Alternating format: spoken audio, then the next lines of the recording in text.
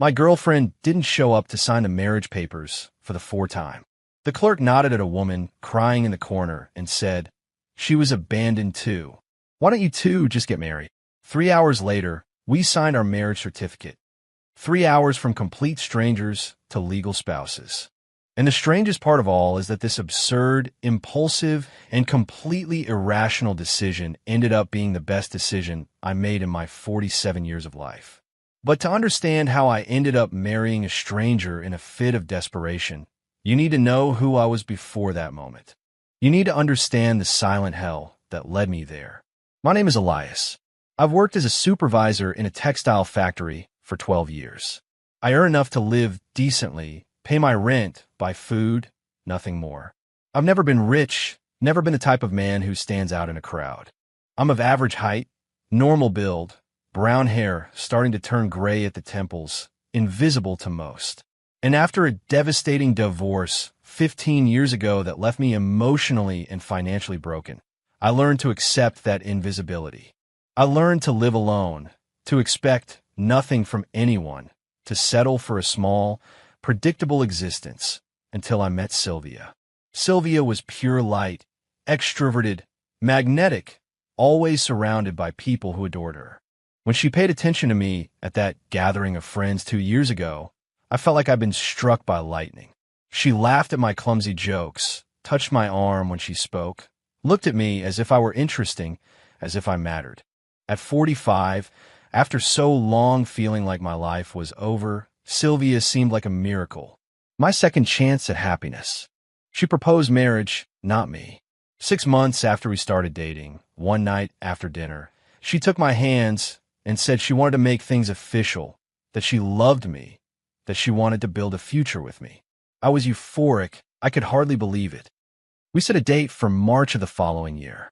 I spent my savings of 6 months on the rings. For 100, that meant skipping meals, walking 5 kilometers a day instead of taking the bus, turning down invitations because I couldn't even afford coffee. But I didn't care. I was going to marry Sylvia. Someone had finally chosen me. March arrived, the designated day. I showed up at the civil registry at 2 in the afternoon sharp, as we agreed.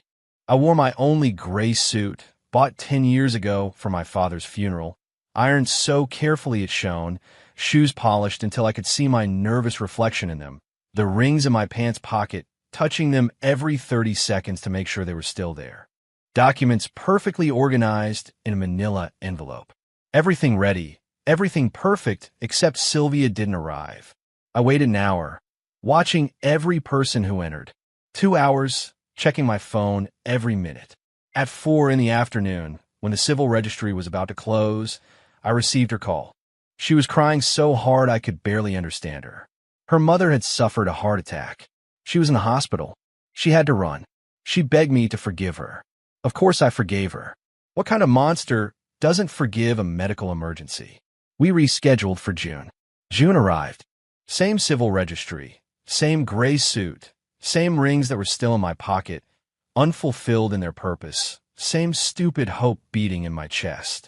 Sylvia promised that this time nothing would stop us. I arrived half an hour early, so nervous my hands were sweating. I waited and kept waiting while other couples entered happily, signed, and left as families. At 4, Sylvia sent a message. A critical emergency at her work. She was a sales manager at a major company. Only she could solve the problem. She would arrive any moment. That moment never came. I forgave her because I trusted her, because I believed she loved me. September was the 3rd time. By then, Olga, the civil registry clerk, a woman of about 60 with gray hair pulled back in a tight bun, already recognized my face when I walked in. She no longer greeted me with the professional indifference of March. She looked at me with something worse. Pity. That pity that makes you feel like the whole world can see your failure written on your forehead. In September, Sylvia swore by all that was holy that nothing would stop us. She told me she had taken the day off, that she had her dress ready, that she was so excited she hadn't slept. I arrived at the registry trembling with a bouquet of lavender-colored flowers I had bought that morning. The hours passed. Her excuse. The car broke down on the highway. Cell phone battery dead. Impossible to communicate. She explained it to me 3 days later with eyes swollen from crying. I forgave her again because I'm an idiot who confuses love with habit. And now it was December, the fourth time. The fourth time standing in this gray building that was starting to feel like a prison.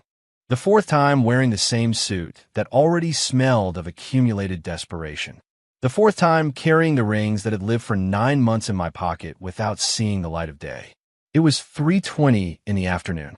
Sylvia should have arrived at 2. I had written her 5 messages. The first at 2:05. I'm here, love. I'm so excited. At 2:30. Everything okay? Are you on your way? At 3. Sylvia, please answer me. At 3:10. Where are you? At 3:15. At least tell me you're okay. All marked as read, all deliberately ignored. And that detail, those damned blue checks that confirmed she had seen my messages and had chosen not to respond, hurt more than any made-up excuse. I sank into a green plastic chair, one of those uncomfortable ones they have in all government offices. There were 3 other couples waiting their turn. A young couple, no more than 25, who couldn't stop laughing nervously while she tucked her hair behind her ear every 2 minutes. An older couple, maybe 70, both holding hands with such pure tenderness it made my chest ache. And in the opposite corner of the room, sitting completely alone, was a woman dressed in a beige suit, high heels that matched perfectly, dark brown hair pulled back in a ponytail, crying silently as she clutched a white handkerchief between her fingers. Something about the way she cried was painfully familiar. It wasn't the loud cry of sadness. It was the silent, contained cry of humiliation, of anger you can't express because you're in public, of feeling stupid, used, invisible. I recognized it because it was exactly what I was feeling. Olga left her desk and walked towards me with slow, deliberate steps. She wore glasses hanging from a gold chain over her cream-colored blouse. Her eyes, tired from seeing so many stories in that place, watched me with a mixture of compassion and something that seemed like contained frustration. She stopped in front of my chair and sighed deeply before speaking. Elias, she said my name as if it were a sentence, as if just by pronouncing it she could summarize my entire pathetic situation. Son, she's not coming. I didn't answer. What could I say? I looked at my polished shoes, so perfect, so useless. I had spent 20 minutes that morning polishing them until they shone. 20 wasted minutes. It's the 4th time, Olga continued, lowering her voice, although there was no one nearby who could hear us. 4 times you've come here with your documents, your suit, your hopes, and 4 times she doesn't show up. Doesn't that tell you something? She has her reasons. I mumbled without conviction. Not even I believe those words. Reasons. Olga shook her head slowly. Son, once can be bad luck, twice can be a coincidence, 3 times is a pattern, but 4 times is deliberate cruelty.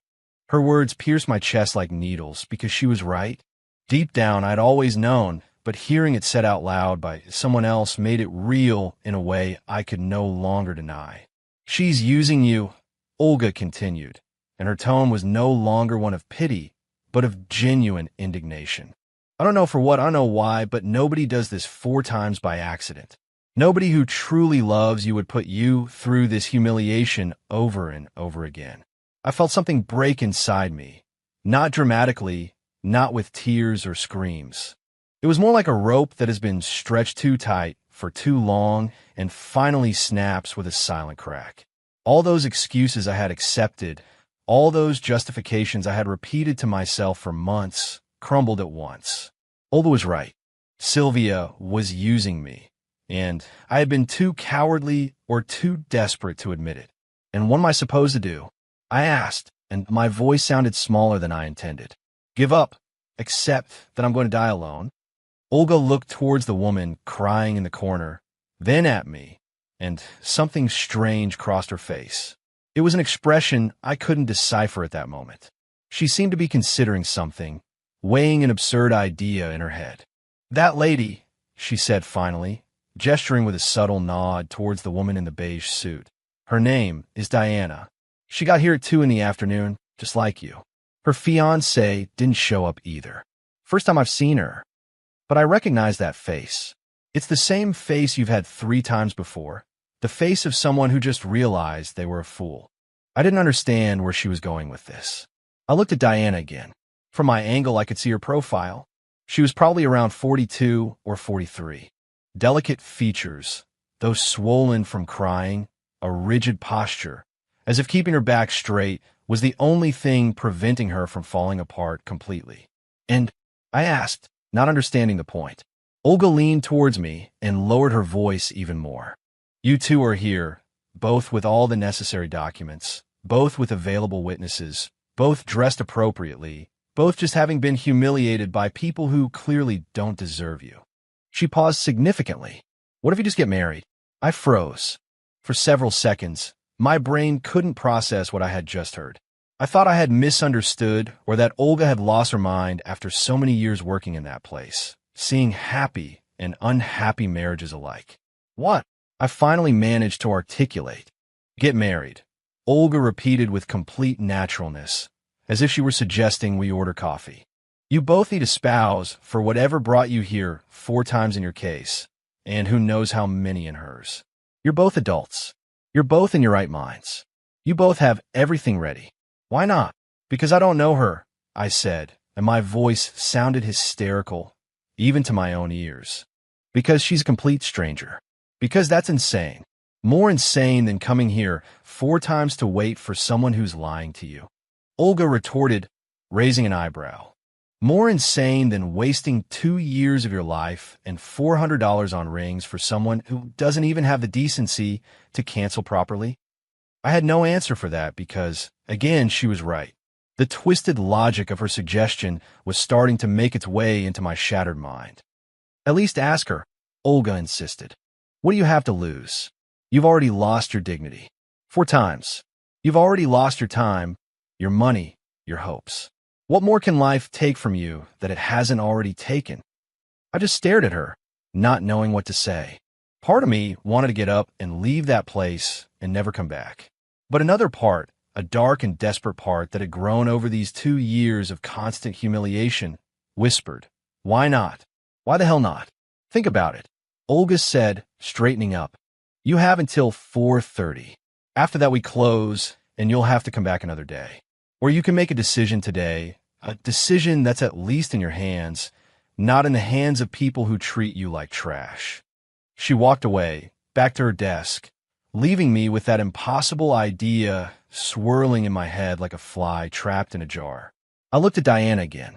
She was still crying, oblivious to the conversation that had just taken place, oblivious to the fact that a civil registry official had just suggested we get married, as if we were choosing partners for a school project. The idea was absurd, insane, completely irrational. Getting married requires love, trust, a shared history, future plans. You can't just decide to marry a stranger because you were both stood up on the same day. That's not how the real world works.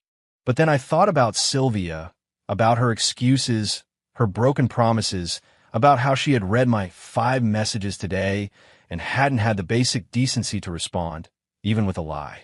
I thought about the rings in my pocket that had waited 9 months for a moment that would never come.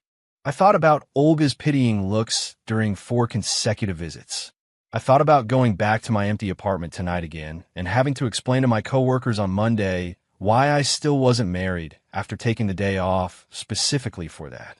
I thought about all those years of loneliness after the divorce, all those nights eating dinner alone in front of the TV, all those family parties where I was the only one who arrived without a partner, about turning 47 and feeling like my life was already over before it really began. And then, driven by something that wasn't courage, but pure desperation, I got up from my chair. My legs trembled as I walked towards a corner where Diana was crying. Each step felt like walking towards the edge of a cliff. My heart was beating so loud I could hear it in my ears. I stopped about a meter away from her. Diana looked up, startled, her eyes red and swollen, her mascara running in dark lines down her cheeks. She looked at me with confusion and a bit of fear, as if I were a madman approaching to bother her at the worst moment of her life. Excuse me, I managed to say, and my voice sounded hoarse. I know this is going to sound completely insane, but Diana looked at me with a mixture of confusion and alarm. Her brown eyes, swollen from crying, examined me, trying to determine if I was a threat or just another unfortunate soul in this place full of broken dreams. She clutched the white handkerchief in her fingers tighter, as if that small piece of cloth were her only defense. "What do you want?" she asked, her voice trembling but firm. She wasn't a passive victim. There was steel beneath that fragility. "My name is Elias," I began, the words tumbling out of my mouth before my brain could stop them. "And I know you don't know me, that this is probably the strangest thing anyone has ever said to you. But the clerk at the civil registry told me you were also stood up today, that your fiancé didn't show up." Diana blinked several times, processing my words. "And that's your business, why?" "Because my girlfriend didn't show up either," I continued quickly. "For the fourth time. For times I've come to this place with all my documents, my suit, my hopes, and 4 times she doesn't show. She didn't even give me an excuse today. She just didn't come." Something changed in Diana's expression. The alarm transformed into something akin to recognition, a shared understanding between 2 people who had just gone through the same hell.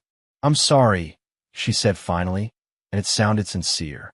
"It's terrible, but I don't understand what you want from me." I took a deep breath. This was all or nothing. The clerk suggested something completely crazy. She suggested that since we're both here, we both have the necessary documents. We've both just been humiliated by people who clearly don't deserve us. I paused. She suggested we get married, you and I, today now. The silence that followed was so thick I could feel it pressing against my ears. Diana looked at me as if I had suggested we jump off a building together. Her lips parted, but no sound came out. Finally, after what felt like an eternity, she spoke. "You're completely insane." Her voice went up an octave. "Marry a stranger? That's what you're proposing." "I know how it sounds," I said, raising my hands in a defensive gesture. "Believe me, I know exactly how it sounds, but think about it for a second. We're both here for a reason.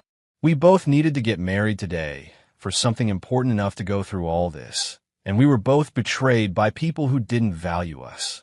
"That doesn't mean I should marry the first stranger who approaches me," Diana retorted. But I noticed she hadn't gotten up to leave, hadn't called for help. She was still listening. "You're right," I admitted. "It makes no logical sense, but nothing that's happening today makes sense. Does it make sense that my girlfriend did this to me 4 times? Does it make sense that your fiancé left you waiting here alone? None of this makes sense. So maybe it's time to stop trying to make sense of it and just do something." Diana remained silent, looking at me with an intensity that made me feel completely naked. I could see her mind working, weighing the insanity of my proposal against the insanity of her current situation. "Why?" she asked finally. "Why did you specifically need to get married today?" It was a fair question. My girlfriend, Sylvia, convinced me to get married. She proposed everything. I was happy just to be with someone after 15 years alone. But she insisted. Now I realize she was probably using me for something, though I don't know exactly what. "And you?" Diana looked down at her hands. "My fiancé, Francisco, promised me 8 months ago that we'd get married. He said he loved me, that he wanted to start a family with me. I quit my job to move to this city with him. I left everything, and today," her voice broke. "Today we were supposed to sign the papers, and he just didn't show up. He turned off his phone, disappeared. I felt a wave of fury for this woman I had just met.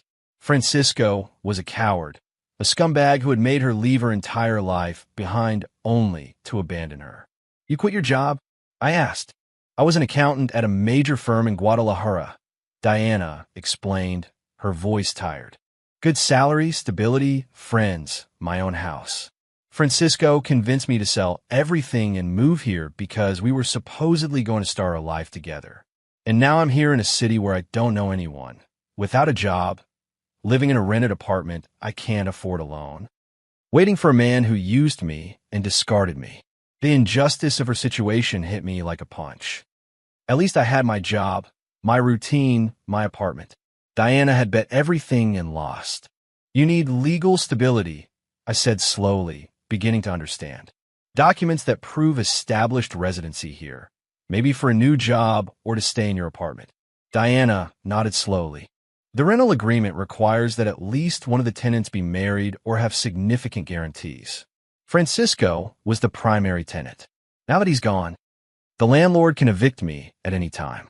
A marriage certificate would give me rights as an established resident. I could put the utilities in my name, look for a job with proof of address, not be seen as a person without roots. It was starting to make more sense. It wasn't romantic love. It was practical survival. And you, Diana asked, why did you keep trying to marry someone who stood you up over and over?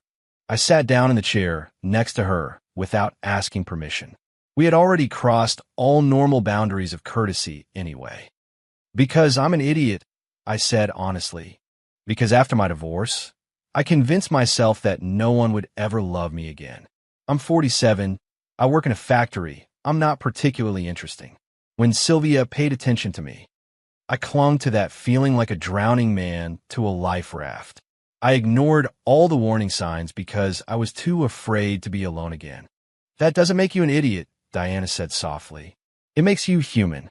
We sat in silence for a moment. Around us, the civil registry continued its normal routine. The young couple was called, and they went in, laughing, to the office where they would sign their documents. The older couple waited patiently for their turn, still holding hands. Olga was watching us from her desk without pretense. This is insane, Diana said finally, but her tone had changed. It no longer sounded horrified. It sounded like someone seriously considering a terrible idea. Completely, I agreed. But think about it. A legal marriage solves your housing and residency problem. It gives me a definitive answer for everyone who has seen me try to get married 4 times and fail. And most importantly, I paused, searching for the right words. It gives us both a little bit of dignity back. A decision that's in our hands, not in the hands of people who treated us like trash. Diana looked at me for a long time. I could see the internal debate reflected in her eyes. It was an impossible, absurd decision, but it was also a way out when all the other doors had closed. How do I know you're not a psychopath? She asked finally. It was a fair question. You don't, I admitted. Just like I don't know if you're a serial killer. But here are my documents. I took out my ID, my proof of employment, my bank statement. I've worked at Textiles Monterey for 12 years. I've lived in the same apartment for 8. I have no significant debts beyond my monthly rent of $350. I have no criminal record. You can check. And honestly, if I were a psychopath, I probably would have found more efficient ways to ruin my life than trying to get married 4 times to someone who hates me. Diana almost smiled at that. Almost. She took out her own ID and showed it to me. Diana Reyes Montoya, 42 years old, certified accountant. These are my documents from my last job in Guadalajara. Professional references. And you're right. If I were a serial killer, I probably wouldn't be crying in a civil registry on a Friday afternoon. We looked at our IDs side by side. 2 strangers, 2 shattered lives, 1 impossible decision. 3 hours, Diana said suddenly. Give me 3 hours to think about it, to research you, to make sure I'm not making the worst mistake of my life. We close at 4:30. Olga interjected from her desk, clearly listening to the entire conversation. It's 3:30. You have exactly 1 hour. Diana took out her phone with trembling hands and began to search my name on social media. I did the same with hers. It was absurd, pathetic even, that we were considering getting married while investigating each other on Facebook as if we were teenagers checking out a date. But here we were, 2 desperate adults doing just that. Her profile was private, but I could see some basic details. Photos of her at professional events, always well-dressed, always smiling politely. No recent photos with Francisco, which was strange for an engaged couple. The last public posts were from 6 months ago when she announced her move to this city. The comments were mostly supportive, but I also noticed several from someone named Sandra who said things like, I hope you know what you're doing, and call me if you need anything. Someone who had seen the disaster coming. Your profile is extremely boring, Diana said without looking up from her phone. Just photos of landscapes and 2 posts about soccer games from last year. Nothing personal. I'm not very active on social media, I admitted. After the divorce, I prefer to stay invisible. There are photos of you with a woman, Diana continued. Long hair, always very put together. I assume it's Sylvia. Probably, I said without wanting to check. I didn't want to see Sylvia's face at that moment. Diana kept swiping her finger across the screen, reading old posts, checking mutual friends, looking for signs of danger. I was doing the same with her profile from my phone. It was a clinical and strangely intimate process at the same time. We were dissecting each other's lives in search of reasons to run. You work at Textiles Monterey, Diana said. Let me check. She called the company's information line and asked to confirm my employment. The receptionist confirmed that Elias Morales had worked there as a supervisor for 12 years. Diana hung up and looked at me with an evaluative expression. At least you didn't lie about that. You can call my landlord too if you want, I offered, giving her Mr. Vargas's number. He'll confirm that I pay my rent on time every month for the past 8 years. Diana did exactly that. 5 minutes later, she hung up with a slightly more relaxed expression. Your landlord says you're the best tenant he's ever had. Quiet, responsible, never a problem. He says he'd trust you with the keys to his own house. Mr. Vargas exaggerates, I said, feeling strangely embarrassed by the compliment. I just pay on time and don't make noise. In my experience, that's more than most people do, Diana replied dryly. Olga came over again with a folder in her hands. Look, I know this is unorthodox, but I want you to understand something important. A civil marriage in this country is a legal contract. You can get divorced in 6 months if you decide it was a mistake. No one is forcing you to live together, to love each other, or even to see each other after today.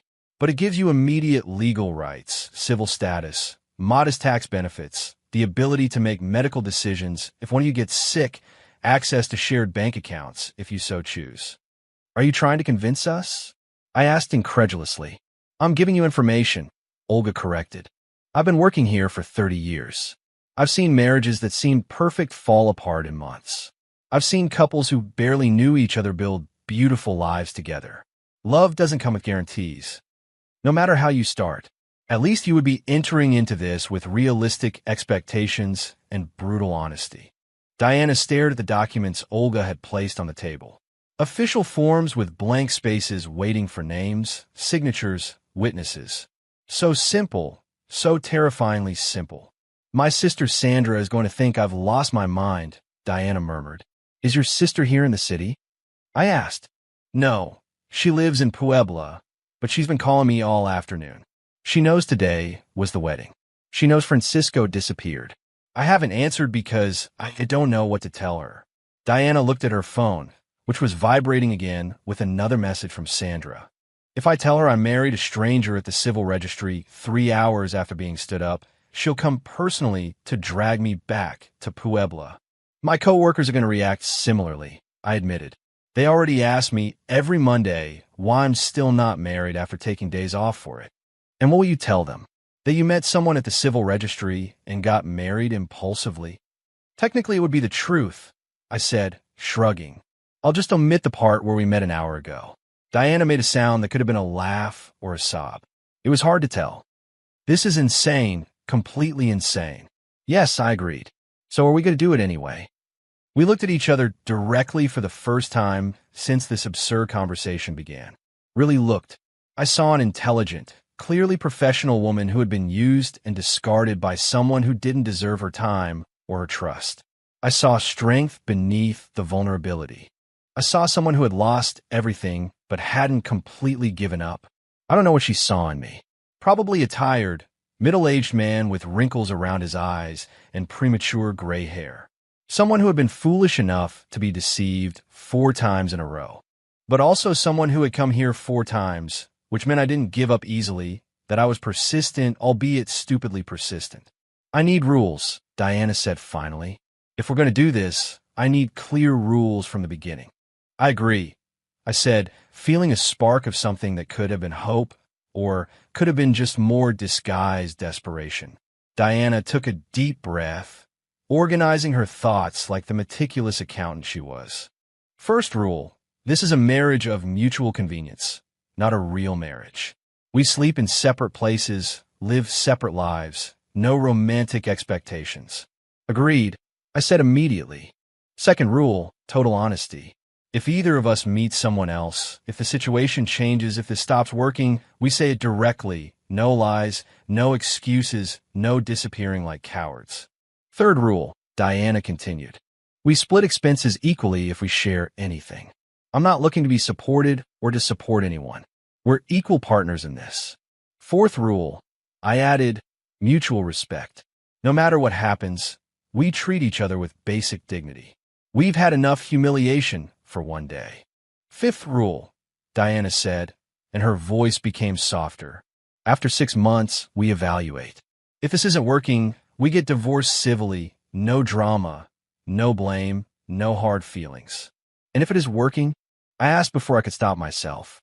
Diana looked at me with an unreadable expression. Then, I guess we reevaluate again. Olga had been listening to the whole thing with a satisfied smile. So that means you're going to do it? I looked at Diana. Diana looked at me. The civil registry would close in 40 minutes. It was now or never. A decision that would change the entire course of our lives, or would just be a strange footnote in our personal stories. One last thing, I said, taking the rings out of my pocket. I bought these 9 months ago. I've been carrying them, waiting for a moment that never came. If we're going to do this, I like to use them, not because they mean eternal love or false promises, but because they represent an investment that would finally be worthwhile. Diana took one of the rings and examined it. Simple gold, unadorned, worn from so much time in my pocket. They're nice, she said simply. Diana held the ring up to the light, watching it spin slowly between her fingers. It was a simple, unpretentious ring, exactly the kind of thing a working-class man would buy with 6 months of savings. There was nothing romantic about that moment, just two broken people making a practical decision with unpredictable consequences. Okay, Diana said finally, her voice so low I could barely hear it. Let's do it. My heart did a strange flip. It wasn't joy exactly. It was more the feeling of jumping out of a plane without being completely sure the parachute would work. Olga practically jumped out of her chair with an energy she hadn't shown all day. Excellent. I need you both to fill out these forms. Full names, addresses, occupations, previous marital status. Olga spread the documents on the desk. We also need 2 witnesses. I can call my colleague Marta and the security guard, Carlos. They've served as witnesses in emergency cases before. Emergency cases? I repeated. This qualifies as an emergency? You're 30 minutes from closing, and you just decided to get married after meeting an hour ago, Olga said dryly. If that's not an emergency, I don't know what is. Diana was already filling out her form with clear, precise handwriting. I watched her as she wrote. Diana Reyes Montoya, 42 years old, accountant, divorced. So she had been married before, too. That was something we had in common. We had both failed at this before, and here we were, trying again in the strangest possible way. I filled out my own form. Elias Morales Ruiz, 47 years old, textile supervisor, divorced. Current marital status, single. Marital status in 30 minutes. Married to a woman whose last name I had barely learned 10 minutes ago. Marta arrived first, a stout woman of about 50 with a perpetually surprised expression. Olga explained the situation to her in rapid whispers.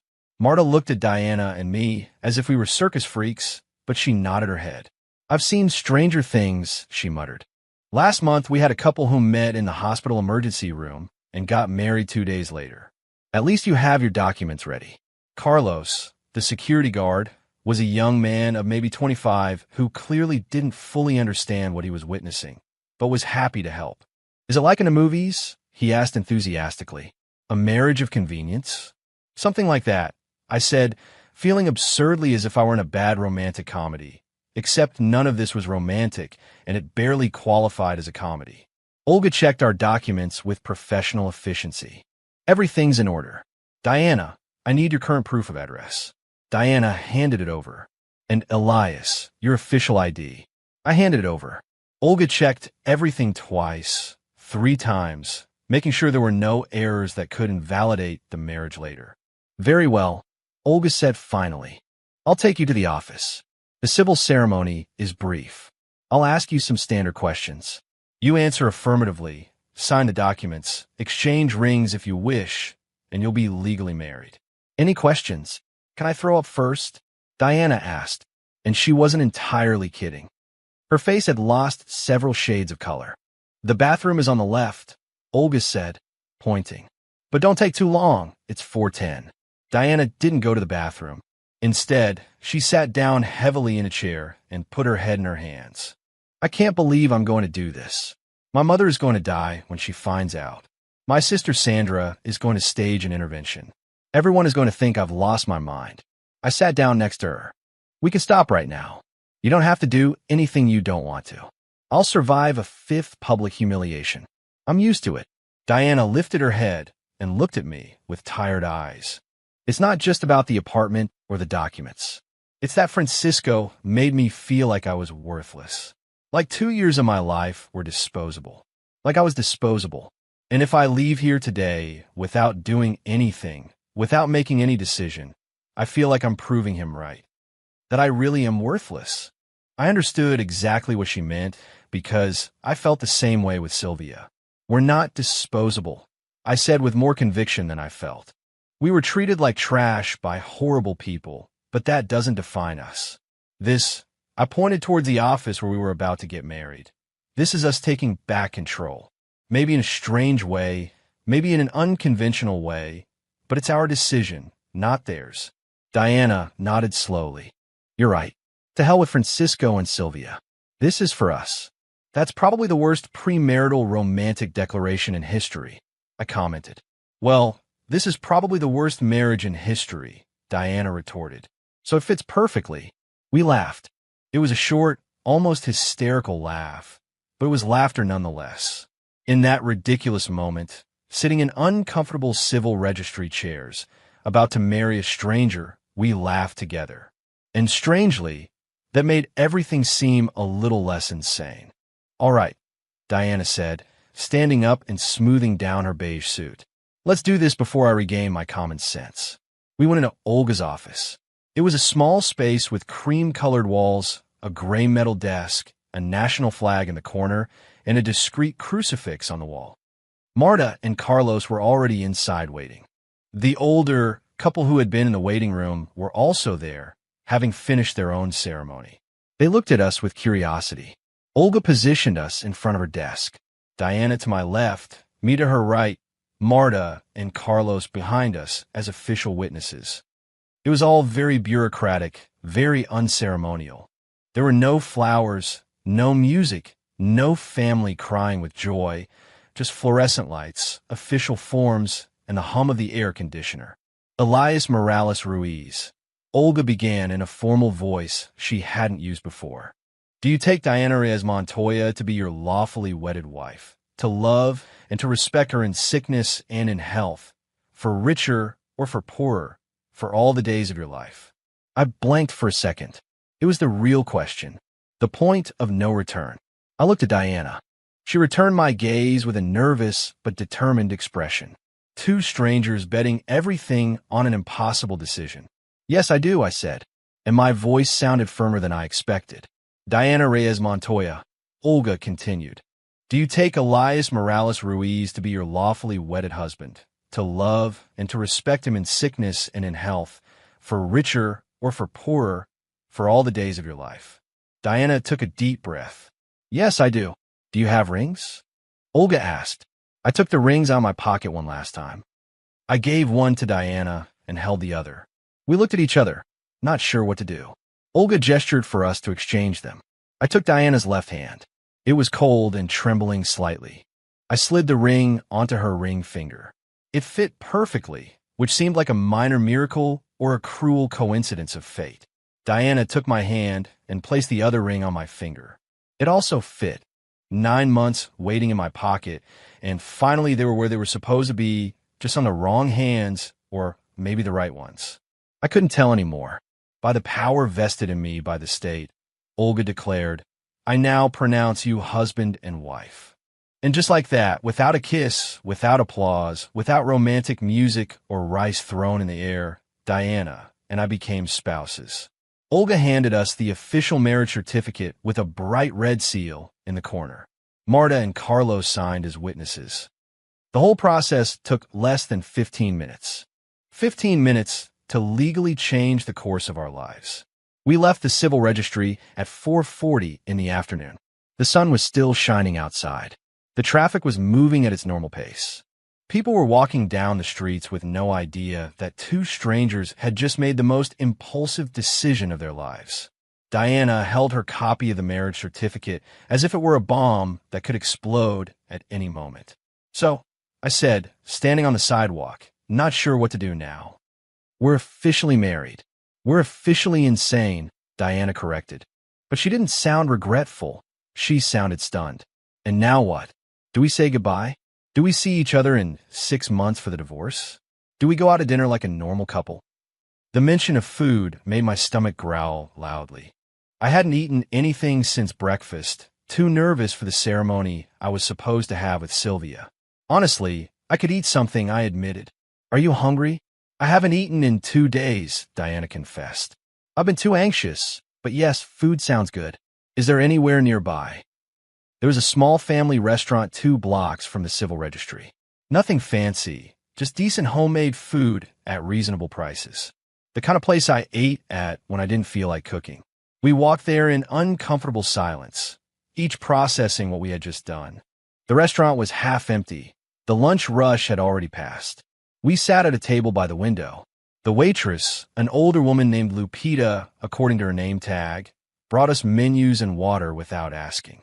I studied the menu without really reading anything. My brain was still trapped in Olga's office, replaying those words. "I now pronounce you husband and wife." "What's wrong?" Diana asked suddenly. "Sorry, you're looking at the menu, but your eyes aren't moving. You're not reading, you're in shock." It wasn't an accusation, just an observation. "Probably," I admitted, putting the menu down. "I came here this morning expecting to marry Sylvia, and now I'm having dinner with my new wife, whose middle name I don't know." "Reyes," Diana said. "Diana Reyes Montoya. Reyes was my mother's last name." "And yours?" "Elias Morales Ruiz. Morales is from my father, Ruiz from my mother, both deceased now. My father 6 years ago, my mother 3. "I'm sorry," Diana said sincerely. "My parents still live in Puebla. They're going to have a heart attack when I tell them I got married." "When do you plan on telling them?" "Honestly, I don't know." "When do you plan on telling anyone?" "I don't know either. Maybe never. Maybe in 6 months when it doesn't matter anymore." But I knew that was a lie. My coworkers would ask on Monday. They want to know how the wedding was. I'd have to say something. Lupita returned to take our order. I ordered green enchiladas. Diana ordered mole with rice. Simple, comforting food. The kind of food you eat when your life is falling apart and you need something familiar. "We need to talk about logistics," Diana said once Lupita had left. "We said we'd live separately, but legally we share a marital status now. That means some things will change in our tax filings, work benefits, if any, that kind of thing." Always the accountant, I thought. Even in the midst of chaos, she was thinking about numbers and practical consequences. "My job offers basic health insurance," I said. "As a married employee, I could add you as a beneficiary. I don't know if that helps." "I lost my insurance when I left my job in Guadalajara," Diana admitted. "Private insurance is very expensive. If you can add me to yours, that would be really helpful." "Consider it done. I'll talk to HR on Monday. And I can help you with your taxes," Diana offered.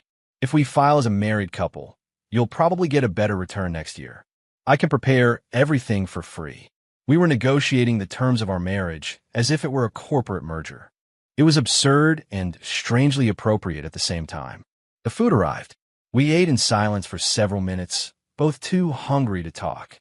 The enchiladas were good, hot and spicy, just how I liked them. Diana ate her mole slowly, savoring each bite as if it were the first decent thing she'd eaten in days. It probably was. "Francisco called," Diana said suddenly, looking at her phone which had vibrated on the table. My stomach tensed. "What did he say?" Diana read the message with an impassive expression. "He says he's sorry, that he panicked, that he wasn't ready for the commitment, that he hopes we can be friends." She put the phone down with controlled care. 2 years of my life. I left everything for him, and now he hopes we can be friends. Are you going to answer? I already did. Diana showed me her screen. The message was simple. I got married to someone else. Don't contact me again. I couldn't help but smile. You sent that. I sent that with a picture of the marriage certificate included. That's brutal. He was brutal first. I'm just being honest. Diana blocked Francisco's number with quick, decisive movements. Now your turn. Are you going to say anything to Sylvia? I took out my own phone. Sylvia had sent a message 2 hours ago, right after Diana and I signed the papers. I'm so sorry, baby. I had a family emergency again. We can reschedule for January. I love you. The same old song, different words, but the same pattern. A vague excuse, an empty promise. The expectation that I would just accept and wait again. For the 5th time. What are you going to do? Diana asked. I wrote a short reply. I got married today. Not to you, obviously. To someone who actually showed up. Thank you for teaching me what I don't deserve. I attached a picture of the marriage certificate, just as Diana had done. I hit send before I could regret it.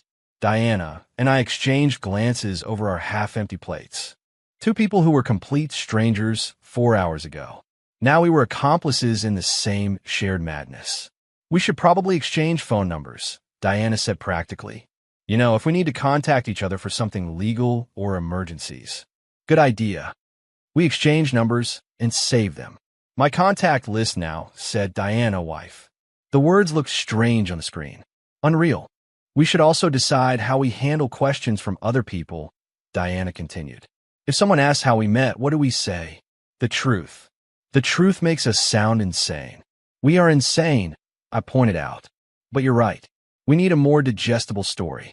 We spent the next 30 minutes fabricating a semi-fictional narrative. We met 3 months ago at the civil registry, both running errands. We started talking, discovered we had a lot in common. We decided to get married discreetly without a big celebration. Simple, believable, boring enough that people wouldn't ask too many questions. And the rings? Diana asked, touching hers. If someone notices they're identical, it's going to look suspicious. We'll say we chose them together. We preferred something simple and classic. Diana nodded, approving of the story. She was good at improvising, probably a skill developed over years of dealing with difficult clients as an accountant. We finished dinner. I paid the bill despite Diana's protests about splitting expenses. It's our wedding dinner, I argued, as strange as it is. We left the restaurant as the sky was beginning to darken. The streetlights were turning on one by one, bathing the sidewalk in an orange glow. Diana and I stood outside, not quite sure how to end this very strange evening. Did we hug, say goodbye with a formal handshake, or just go our separate ways as if nothing had happened? I should go home, Diana said finally, adjusting her purse strap. It's been a long day, and I need to process all this. Of course. Do you need a ride? I don't have a car, but I can pay for a taxi. It's okay, I can walk. I only live 10 blocks from here. Alone at night, I was surprised by my own protective tone. I had no right to worry about her. We were basically strangers with shared legal documents. Diana smiled slightly. I'm a grown woman, Elias. I've walked alone at night before. I know. I stopped, feeling ridiculous. Send me a message when you get there, just so I know you're okay. Something changed in Diana's expression. Her eyes softened a little. Okay, and you let me know when you get home, too. We parted in opposite directions. I walked to my apartment with my hands in my pockets, unconsciously touching the ring I now wore on my finger. My phone vibrated 20 minutes later. Diana, I'm home safe. Thanks for asking. I replied, me too. Rest well. My apartment greeted me with the same silence as always. A small one-room space, integrated kitchen, tiny bathroom, beige walls I had never bothered to paint. Basic, functional furniture with no personality. It was a place to exist, not to live. I took off my gray suit and hung it up carefully. For times I had worn that suit to try to marry Sylvia. On the 4th try it had finally worked, just with a completely wrong person. Or maybe the right person, I didn't know yet. My phone exploded with messages around 9 p.m. Sylvia had finally seen my message. She called 17 times in a row. She left furious, confused, pleading voicemails. What does this mean? Who did you marry? Is this a joke? Elias, answer me right now. You can't do this. We had plans. You belong to me. You belong to me. Those words hit me like a cold slap. That's how she saw me, as her property, as something she could keep on a shelf and use when it suited her. I blocked her number without answering any calls. I had already given her too much of my life. I wouldn't give her another minute. Monday arrived too quickly. I entered the textile factory with a knot in my stomach. My coworkers immediately surrounded me in the break room before the shift. So, asked Tomas, my closest coworker, did you finally do it? Are you a married man? Yes, I said simply, showing the ring on my finger. The celebratory cheers almost broke my eardrums. They clapped me on the back, hugged me, congratulated me effusively. I felt nauseous from the implicit lie, but technically I wasn't lying. I was married. I just omitted the specific details. When do we meet her? Asked Sandra, the afternoon shift supervisor. You have to bring your wife to the company picnic next month. Wife. The word sounded strange, coming from someone else. She's shy. I improvised. She doesn't like crowds much. But she can surely come to a small dinner, Tomas insisted. My wife Carla wants to meet her. She says any woman who finally caught you must be special. I promised to consider it without committing to anything specific. I went to HR during my lunch hour to add Diana to my health insurance.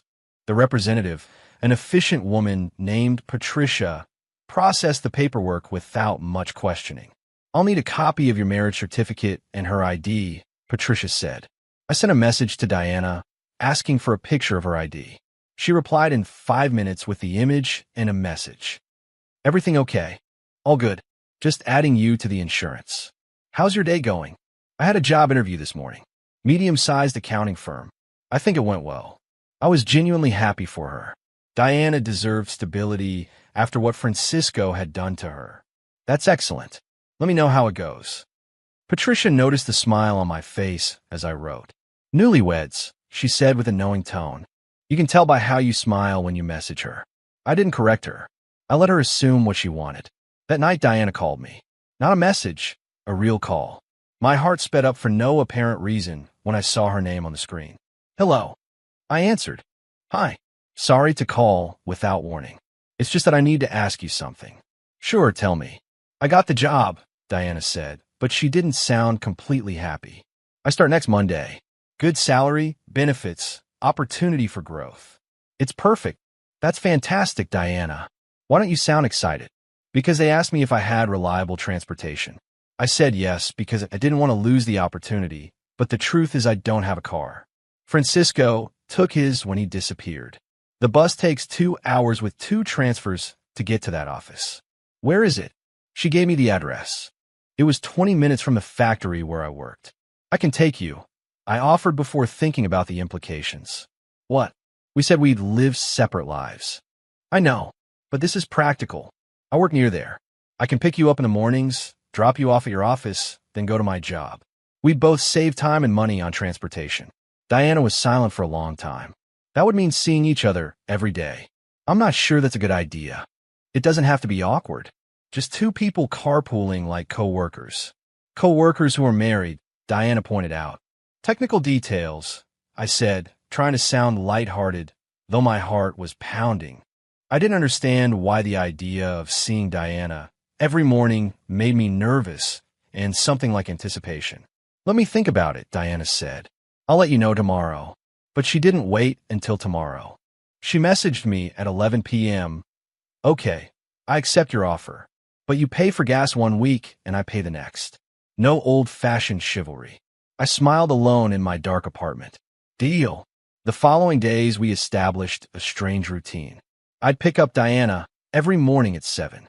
She'd come down on time, always dressed professionally, hair up, a serious expression ready for the workday. The first few rides were silent and awkward. We didn't know what to talk about. We were married strangers living a shared lie. But slowly, the silence became less tense. Diana started to comment on funny cases at her new office. I told her stories from the factory, small conversations that meant nothing and meant everything. We were getting to know each other slowly, in reverse of how it normally works. First the marriage, then the friendship. One morning, 2 weeks after our absurd wedding, Diana got in the car with 2 cups of coffee. She handed me one without saying anything. It was exactly how I liked it, black with 1 spoonful of sugar. I didn't remember telling her, but apparently she had been paying attention. Thanks, I said, genuinely surprised. You're welcome. I thought we could both use some extra caffeine today. It's Monday. Diana smiled slightly, and I realized it was the first time I'd seen her really smile. Not a polite or forced smile, but a genuine one. It lit up her whole face. Something moved in my chest, something small and dangerous that shouldn't be there. This was just a marriage of convenience, a paper marriage, 6 months, and we'd evaluate. Those were the rules we had set. But as I drove to her office that morning, with Diana sipping her coffee in the passenger seat, the rising sun painting everything gold, I realized something terrifying. The rules were starting to change. The weeks turned into months with alarming ease. Diana and I fell into a comfortable routine that neither of us had planned, but neither of us rejected either. Every morning, the shared ride. Every night, brief messages checking that the other had gotten home safely. On weekends, we occasionally met to go grocery shopping together because Diana had discovered that sharing deals on bulk products saved us both money. All very practical, all very rational, all except for what I actually felt every time I saw her. It was mid-February, almost 2 months after our impromptu wedding, when things started to get complicated. We were at the supermarket, splitting a large purchase of toilet paper and detergent, when I heard a voice that made my blood run cold. Elias? Elias Morales. I turned around slowly. Sylvia was standing 3 meters away with a shopping cart, accompanied by a tall, well-dressed man I immediately recognized from her social media. Ramon, her boss, the rich man she appeared with in photos from elegant parties that I had always rationalized as mandatory work events. Sylvia, I managed to say in a neutral voice. Sylvia's eyes moved from me to Diana, who had instinctively moved to my side. She noticed our identical rings. She noticed how Diana had put her hand on my arm in an automatic protective gesture. Sylvia's expression transformed from surprise to barely contained fury. So, it was true, Sylvia said with a venomous voice. You really got married. I thought it was a cruel joke. It wasn't a joke, I replied firmly. Diana, this is Sylvia. Sylvia, this is Diana, my wife. Diana extended her hand politely. Nice to meet you. Her voice was cold and professional. Sylvia completely ignored the outstretched hand. Your wife.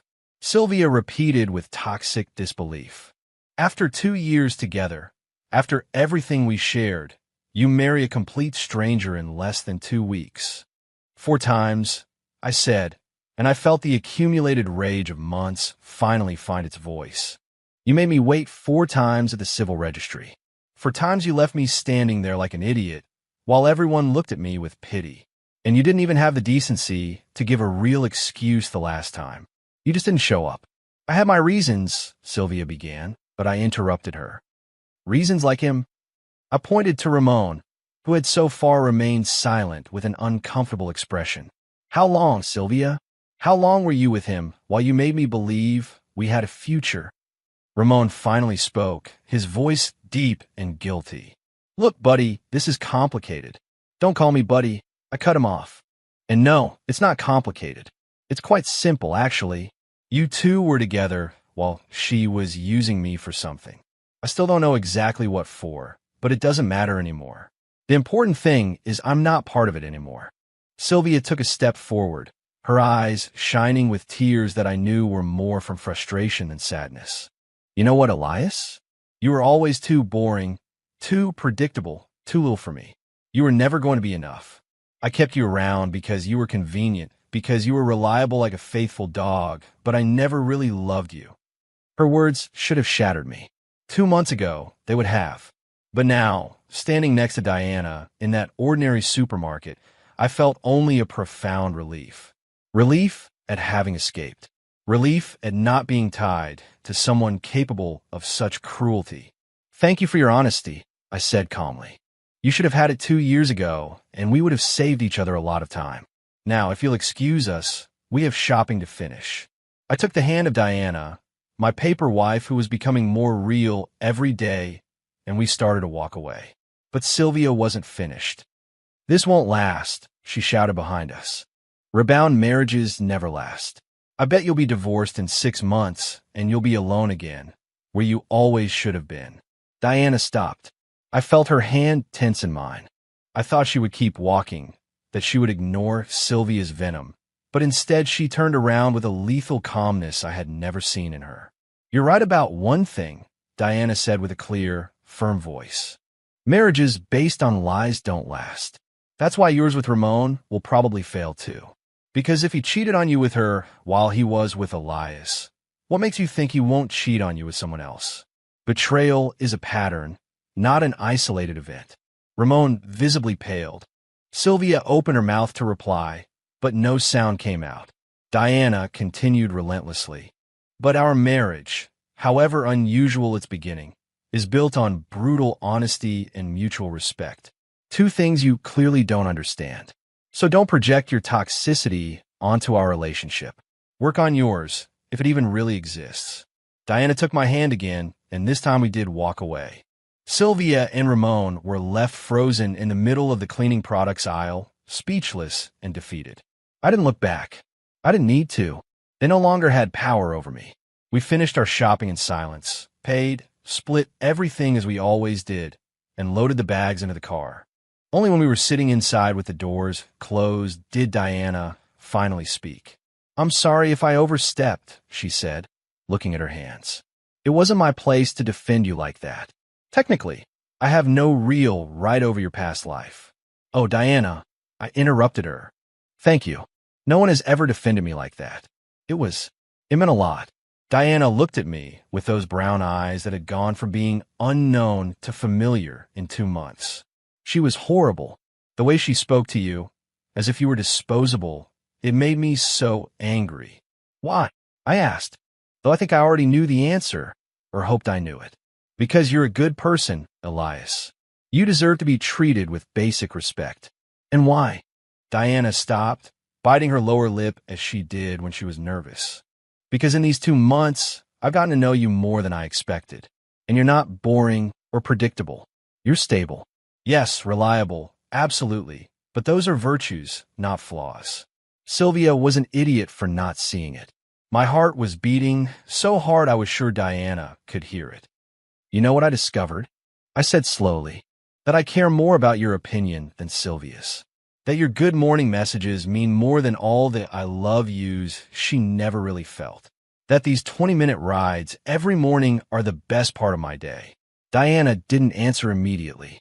The silence stretched between us, heavy and expectant. Finally, she sighed deeply. "We're breaking the rules," she said softly. "We said 6 months. We said we'd evaluate.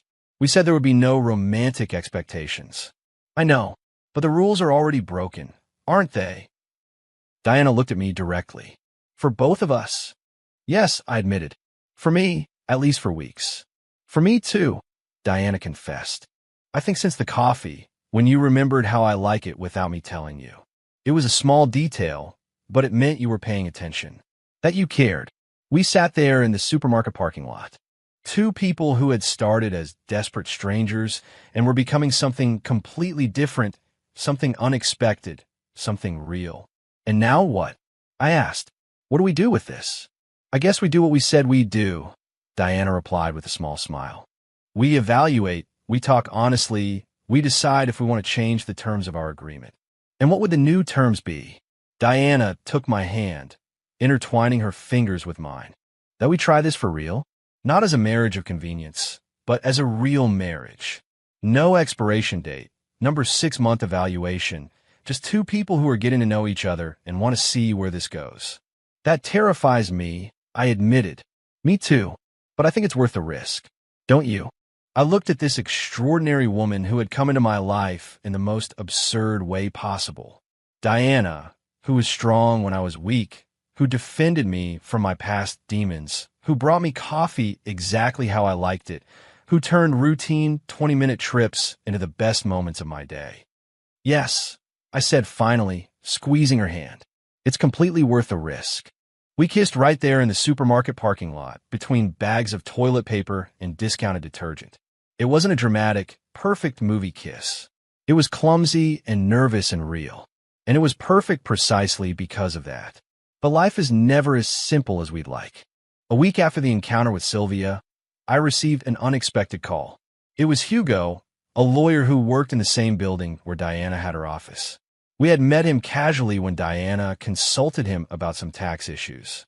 "Elias, I need to talk to you and Diana urgently," Hugo said with a serious voice. "Can you come to my office today, after work?" Something in his tone worried me. Diana and I arrived at 6 p.m. Hugo had us come into his private office with a grave expression. On his desk was a manila folder full of documents. "I received information from a contact at the commercial registry," Hugo began. "I started investigating after Diana told me about Francisco, and you mentioned Sylvia. I found something you need to know." He opened the folder and showed us several legal documents. Sylvia Montez and Ramon Vega have been in a business relationship for 3 years. Ramon is the owner of Northern Investments, a seemingly legitimate company, but I've discovered they've been using fake marriages to launder money and evade taxes. My blood ran cold. Fake marriages? Sylvia has been engaged to 4 different men in the last 2 years, Hugo explained, showing records. "You were the 4th. None of the marriages went through because that wasn't the plan. The plan was to keep you hooked, to make you sign documents you thought were prenuptial agreements or joint investment agreements, but were actually guarantees for fraudulent loans. When the marriages didn't happen, you had no legal protection, but they already had the signatures they needed." Diana paled. "Francisco did the exact same thing. He had me sign papers before I moved here. He said they were forms to add my name to the rental agreement. They were debt guarantees," Hugo confirmed sadly, "for a $150,000 loan you never received.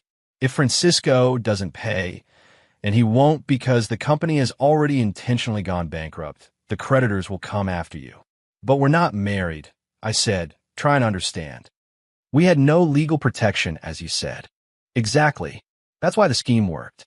They promised marriage to build trust, had you sign documents, then disappeared before the wedding. Without an official marriage, the victims couldn't claim spousal protections. They were completely exposed." Hugo looked at me directly. "Sylvia, did she have you sign anything, Elias?" I thought back. Yes, about 5 months ago.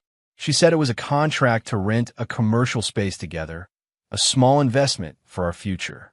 I signed without reading it carefully because I trusted her. Hugo nodded grimly.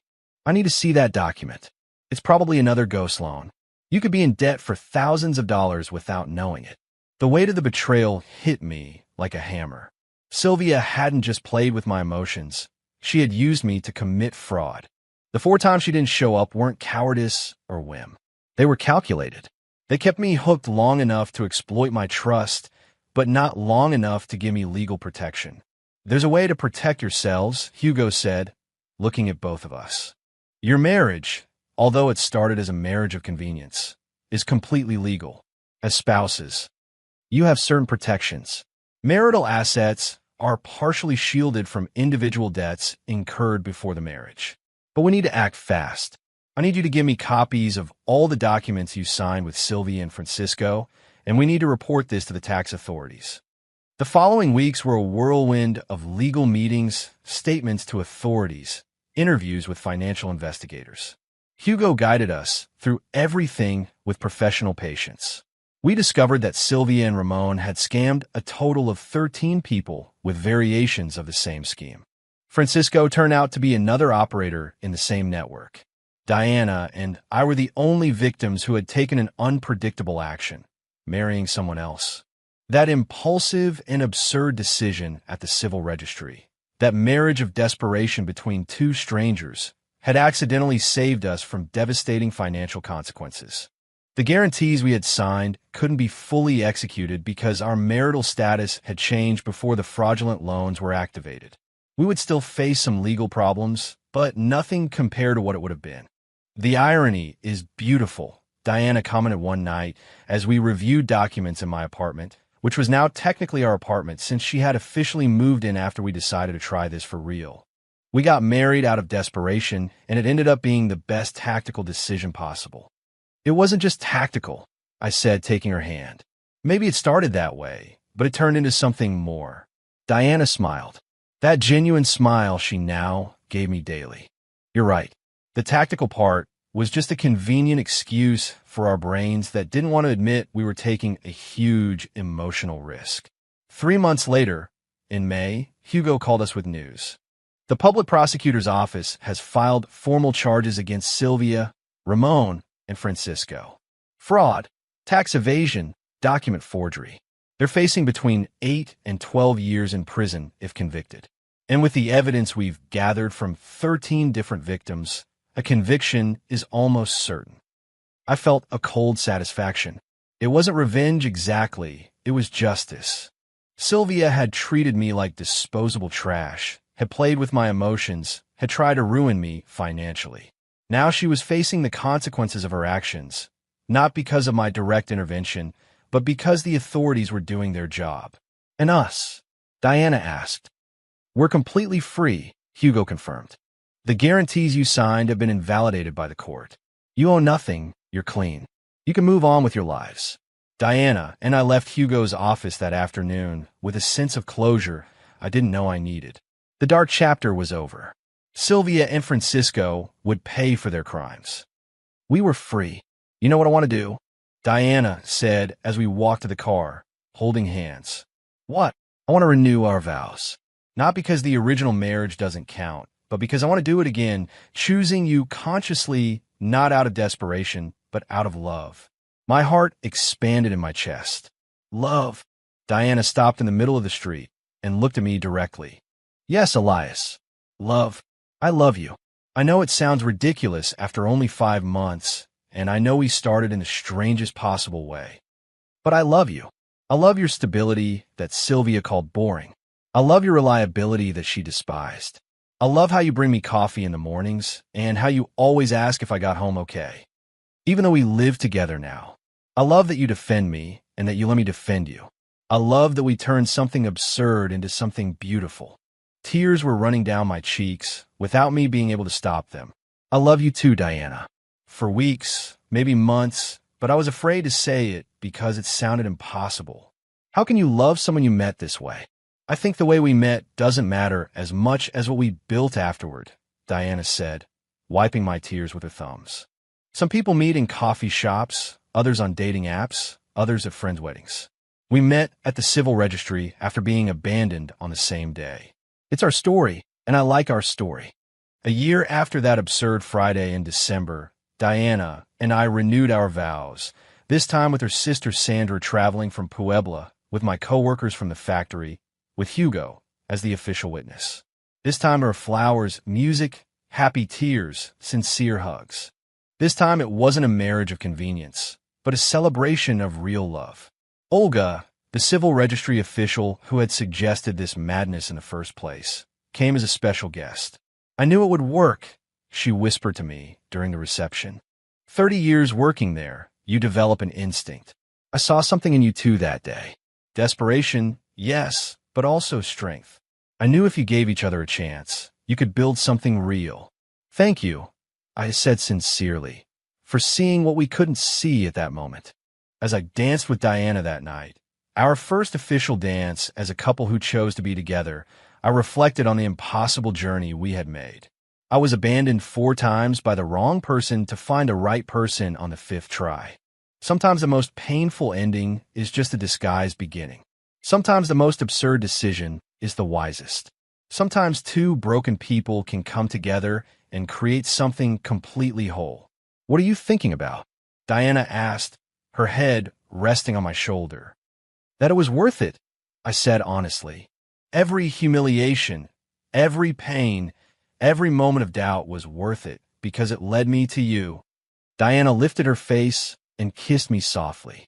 It led me to you too, and I wouldn't change a thing about our strange, perfect story.